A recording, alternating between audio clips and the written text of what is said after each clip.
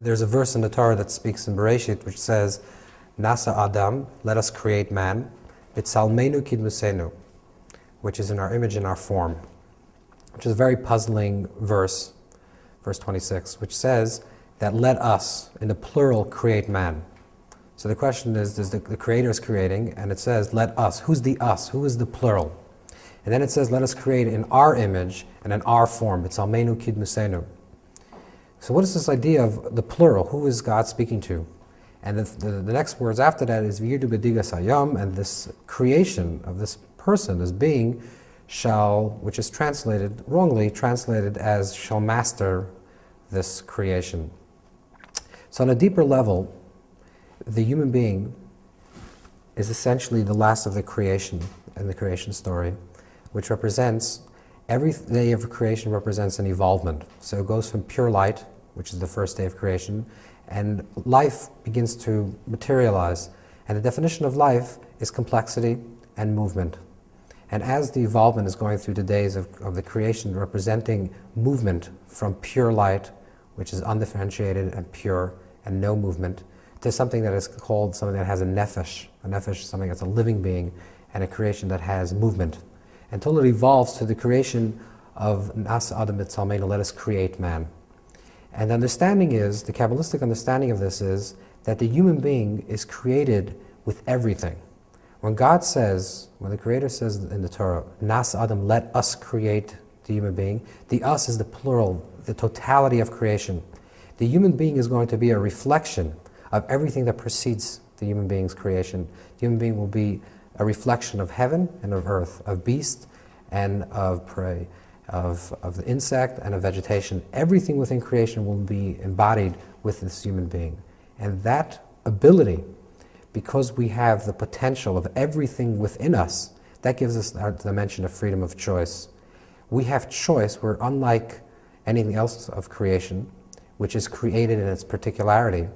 A zebra does not decide to take a vacation or a lion to take a vacation and move out to Aruba and sit on the beach and not hunt, because the lion is created in a certain way that it hunts, and that's its nature, and it never deviates from its nature.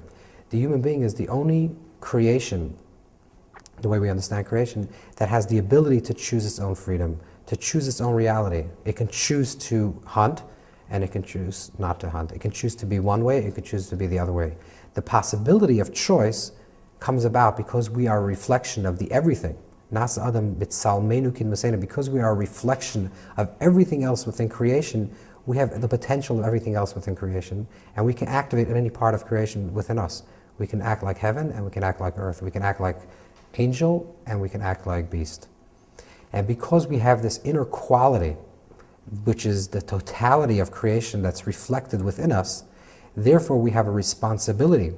V'yirdu b'digas hayom, meaning that a man shall lower himself. Man doesn't mean male, but the human being shall lower himself, should enter into the consciousness, into the reality, even of a small fish and even of an insect, because we are really a reflection of everything. Because we contain everything, we have the responsibility for everything. And that's the idea of Nasa Adam, let us create.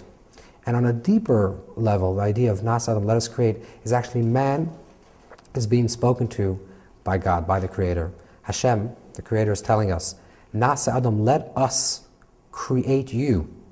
I'm going to give you potential, but me and you are going to make your actual. Whatever you do in your life, you're creating your own existence. God says, I'm giving you the raw potential and the tools, but let us together create you. And this is a tremendous responsibility that we have, because we can just go through life and live an automatic life, a reactive life, and just go through the motions, just live in a place of cause and effect, and because our genetics inform us a certain way, and our environment informs us a certain way, and then we just pass through life basically in a level of causality, cause and effect. But if we do that, then we never make a choice in our life, and we don't have real freedom. The possibility, the human possibility, is a possibility of true freedom, to transcend their own nature, to transcend their own genetics, and really make anything that you want for yourself. And the base of this reality is the possibility for this reality to really make anything of yourself is because nasa Adam, God's saying, I am going to create you with me. We're both going to create yourself. And because you're a reflection of everything, you can do whatever you want. But in order to do that, you have to actually believe that. You have to dream the possibility of change.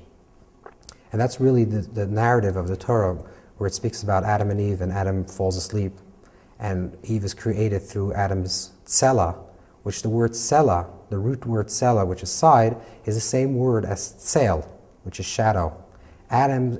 Eve is created through Adam's shadow in a state of sleep, which symbolically represents that Eve, Adam's creation, and this is also reflected man and woman, because Adam can be Eve's creation.